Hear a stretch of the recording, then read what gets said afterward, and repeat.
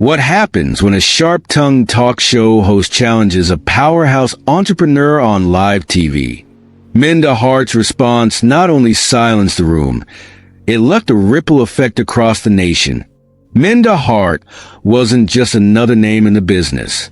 At only 40 years old, this self-made entrepreneur, founder, and CEO of The Memo from Sacramento, California, had turned her childhood dream into a thriving empire. Her ventures weren't just about profits.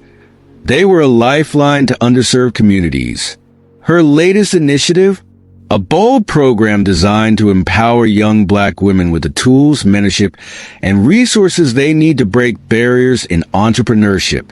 When she was invited to appear on Tomi Lahren's talk show, Tomi Lahren Is Fearless, one of the most watched programs in Nashville, Tennessee, Minda knew this was a golden opportunity to showcase her mission. However, Tomi Lahren wasn't known for pulling punches, especially with her reputation for fiery debates and no-holds-barred questioning. Minda arrived at the bustling Nashville studio with poise and confidence, dressed in a sleek emerald green suit that reflected her vibrant energy. The set was buzzing with lights, cameras, and the murmurs of a live audience. She smiled warmly as she stepped under the stage lights, her heart steady despite the challenge ahead. Tomi greeted her with a wide, calculated grin. "Ladies and gentlemen," Tomi announced, her tone dripping with charisma, "please welcome Minda Hart, a self-made entrepreneur who says she's breaking down barriers and rewriting the rules of success." Minda leaned into the introduction with grace, her signature warm smile disarming. "Thank you, Tomi. I'm thrilled to be here and share a little about the impact we're making." For the first few minutes, the exchange was polite. Minda shared her journey from a young girl selling handcrafted accessories at neighborhood fairs to leading a multi-million-dollar business empire. The audience applauded warmly, and Tomi nodded along. But as the conversation shifted to Minda's initiative for young Black women, Tomi's tone sharpened. "So, Minda," Tomi said, tilting her head with that trademark inquisitive expression, "don't you think initiatives like yours unintentionally create dependency instead of empowerment? After all, isn't the American dream about pulling yourself up by your bootstraps?" The air in the room shifted, growing heavier. Minda's smile didn't falter, though her gaze sharpened ever so slightly. Calm yet resolute, she replied, "Tomi, the American dream is beautiful in theory, but it assumes everyone starts with the same boots. My program doesn't create dependency. It ensures that those who've been left behind finally get the opportunity to step forward." The audience murmured their approval, and Tomi's grin tightened ever so slightly. Little did anyone know, this was just the beginning of a heated exchange that would challenge deeply ingrained beliefs and leave the nation talking. If this moment is already resonating with you, hit the like button, share this story, and subscribe for more inspiring narratives that spark conversation and change. Stay tuned. This is just the start of Minda's unforgettable interview. The Tomi Lahren Is Fearless studio hummed with anticipation as the live interview between Minda Hart and Tomi Lahren unfolded. The vibrant set, adorned with sleek glass tables and bright LED backdrops, was a stark contrast to Minda's calm and composed demeanor. Dressed in her emerald green suit, Minda radiated confidence as she leaned slightly forward, engaging the audience and Tomi with her words. For the first few moments, the atmosphere remained cordial. Minda described her upbringing in Sacramento, California, a city with a complex history of resilience and struggle.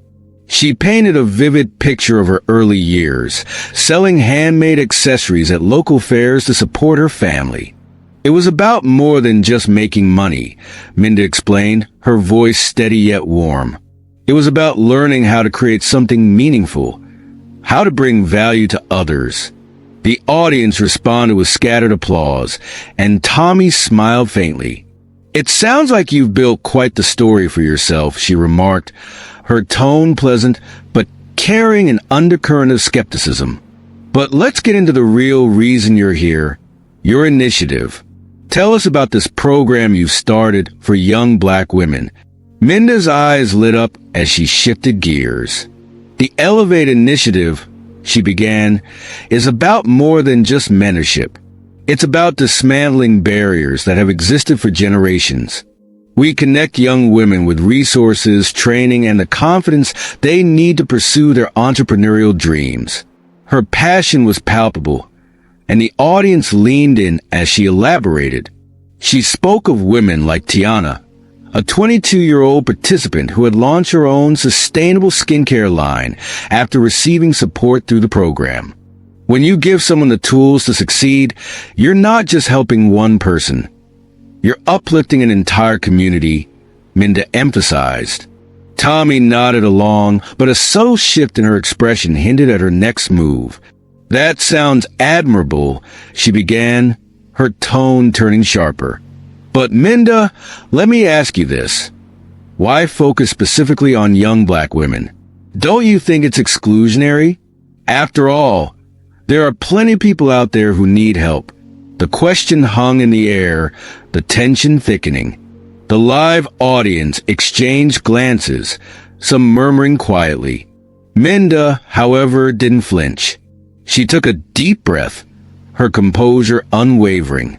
Tomi, she began calmly, it's not about exclusion. It's about intentionality. When you know where the gaps are, you focus your efforts there. If a bridge is broken in one spot, you don't rebuild the entire bridge. You fix the part that's broken. A ripple of applause spread through the audience, and Minda's calm yet impactful words began to shift the energy in the room. Tomi's smile tightened, her eyes darting toward the producers as if recalibrating her strategy. Little did anyone know, this was just the beginning of a battle of wits that would captivate not just the studio audience, but the entire country.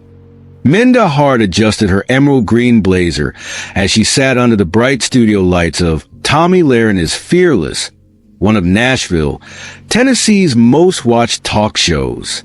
The energy in the room was palpable. Camera operators fine-tuning their angles, producers whispering into headsets, and the subtle but undeniable tension between the two women sitting across from each other. Tomi Lahren, known for her ability to steer conversations into controversial territory, leaned forward with a practiced smile. Minda, she began, her voice even but edged with challenge. You've built an impressive career, no doubt. But let's get straight to it. There are plenty of women out there struggling to make it in business.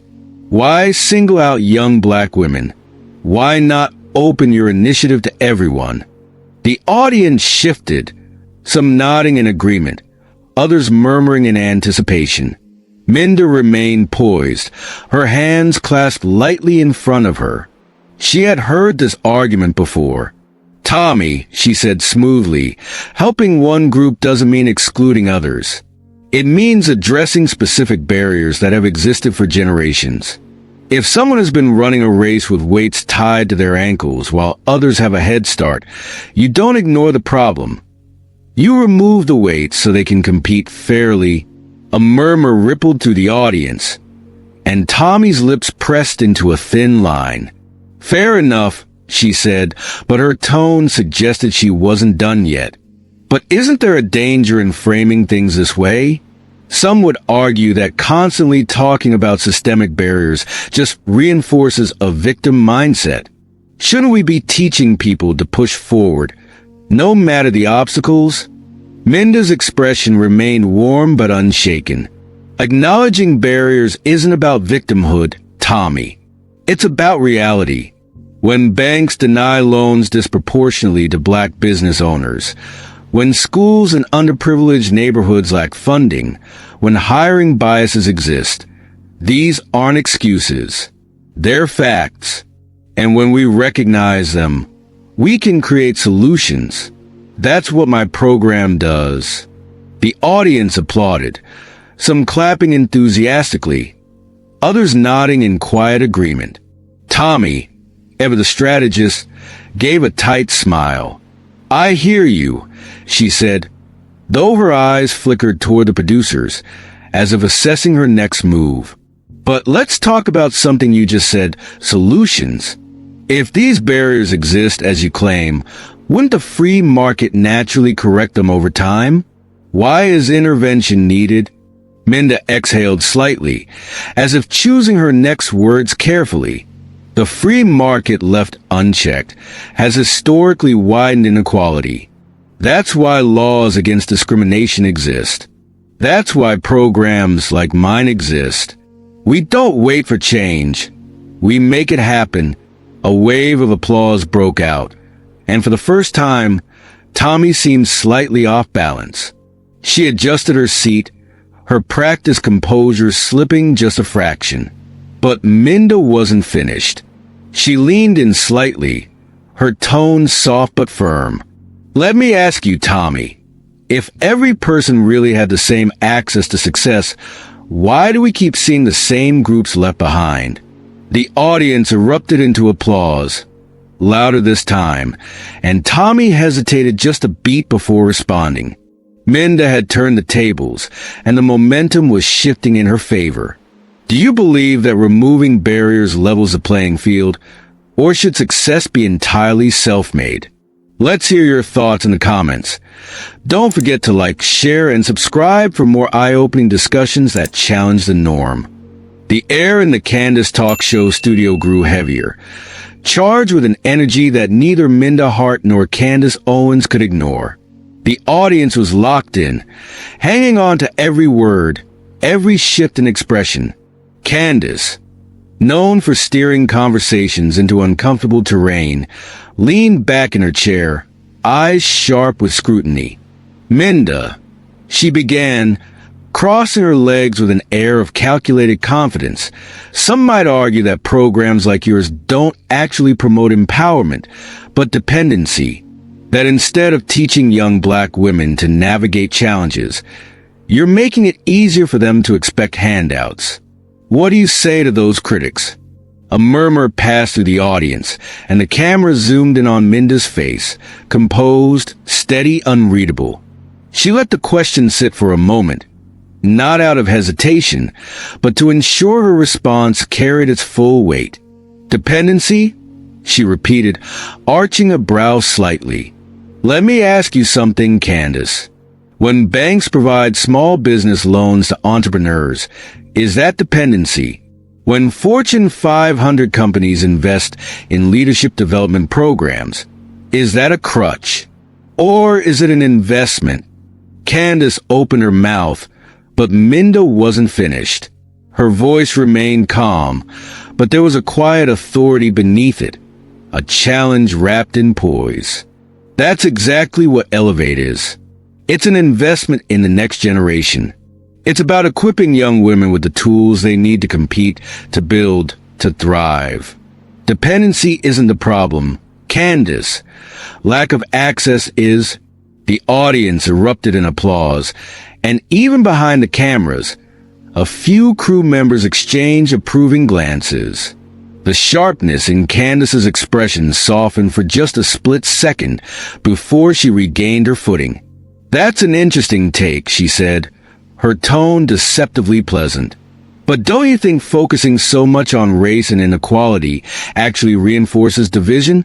Wouldn't it be more productive to push for unity instead of constantly pointing out differences?" There it was, the familiar pivot.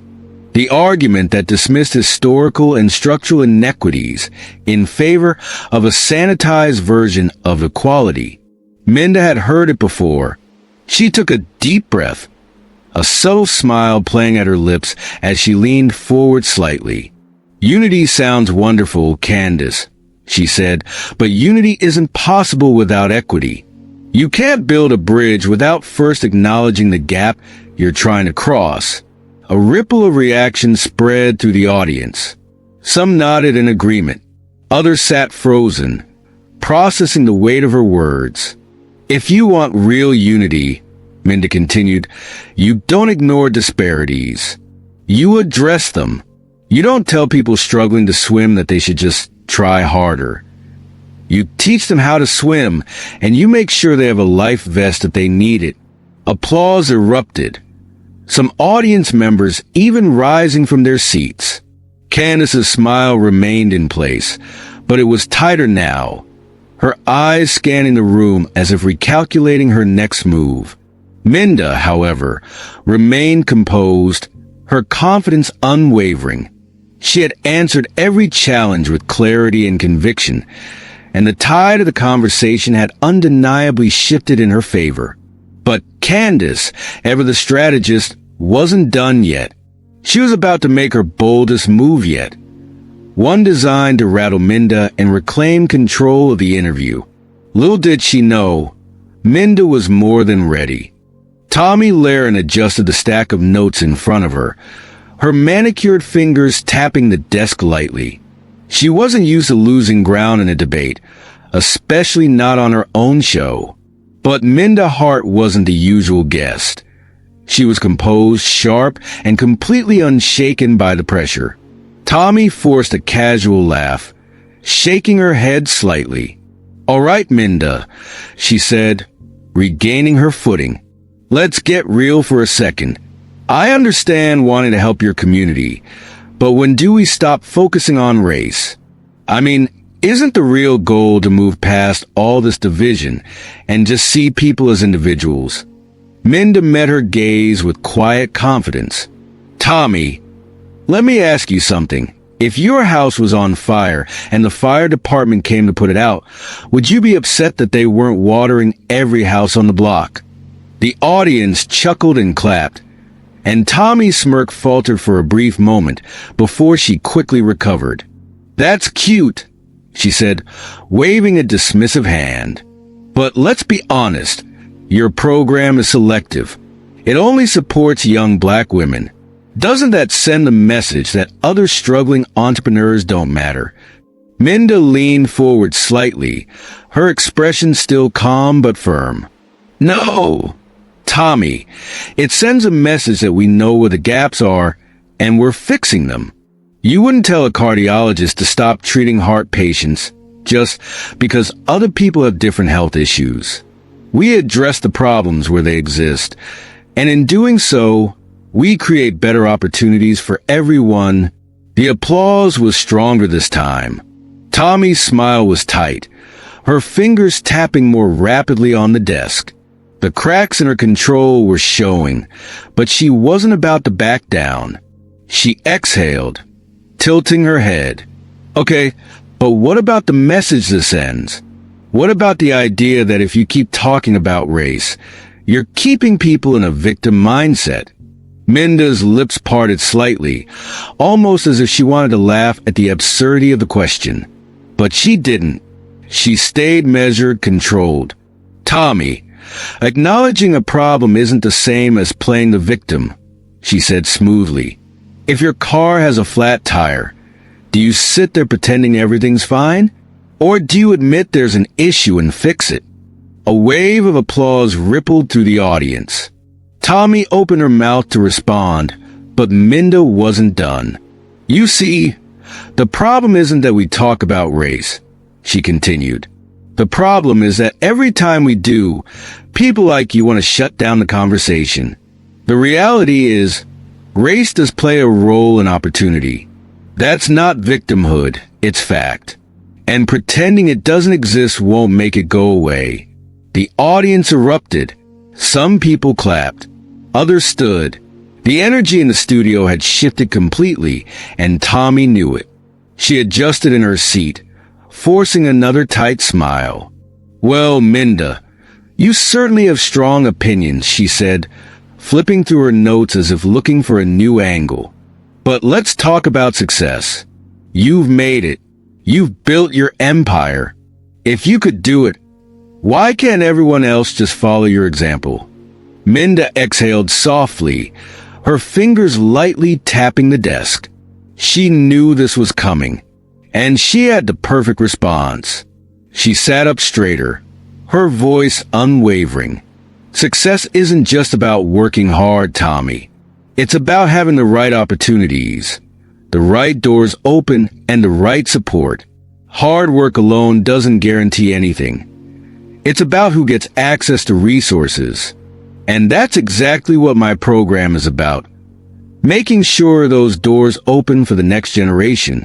The audience erupted again. Tomi's smile was fixed, but the battle of wits was nearing its climax.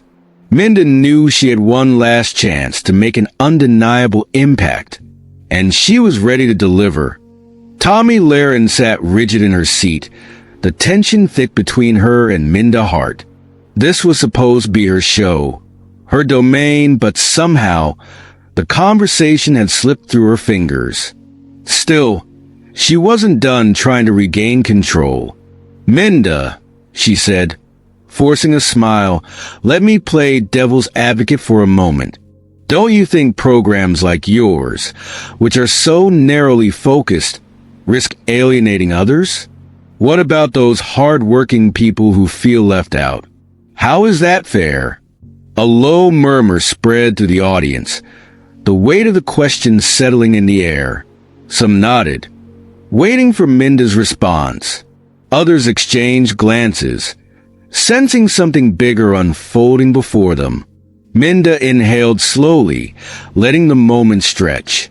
Then, with quiet but unshakable confidence, she leaned forward slightly, her gaze locked onto Tomi. "Fair?" she repeated, her voice smooth yet commanding. "Let me ask you this, Tomi. When a firefighter puts out a burning house, do we accuse them of being unfair to the houses that aren't on fire? Or do we thank them for protecting the neighborhood?" Silence. Absolute, heavy silence. The audience sat frozen for a beat, and then applause. Loud, thunderous applause. Some stood, clapping with an energy that reverberated through the studio. Even the camera operators exchanged quick, knowing glances. They weren't just filming a show, they were capturing a moment. Tomi, momentarily stunned, blinked rapidly before forcing a tight-lipped smile. "That's one way to look at it," she said, her voice a little less steady. But she knew everyone knew she had no real comeback. Minda pressed forward, her voice unwavering.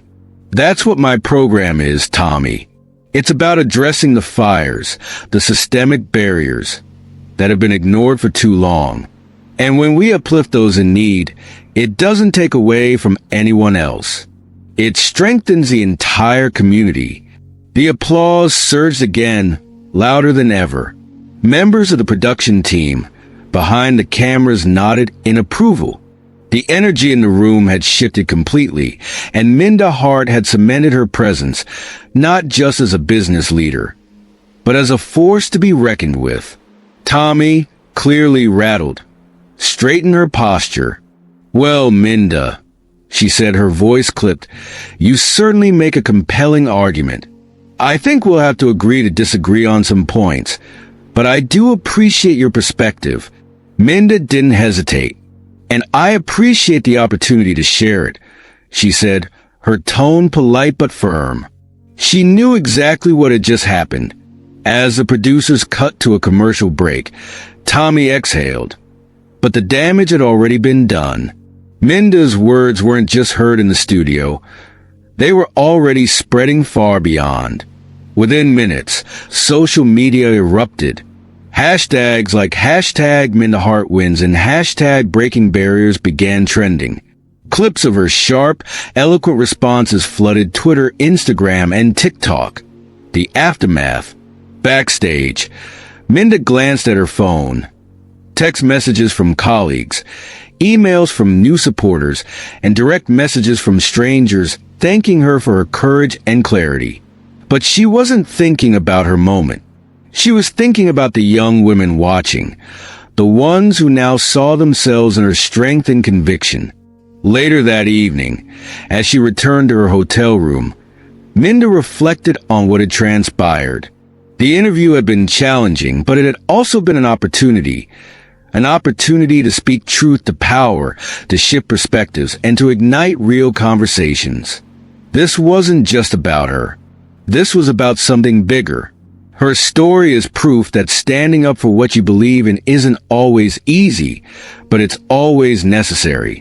Whether it's on a national stage or in your own community, your voice matters. So, what's stopping you from making a difference? Let Minda's story inspire you. Share your thoughts in the comments below. Hit that like button and subscribe for more powerful stories that challenge the status quo and drive change.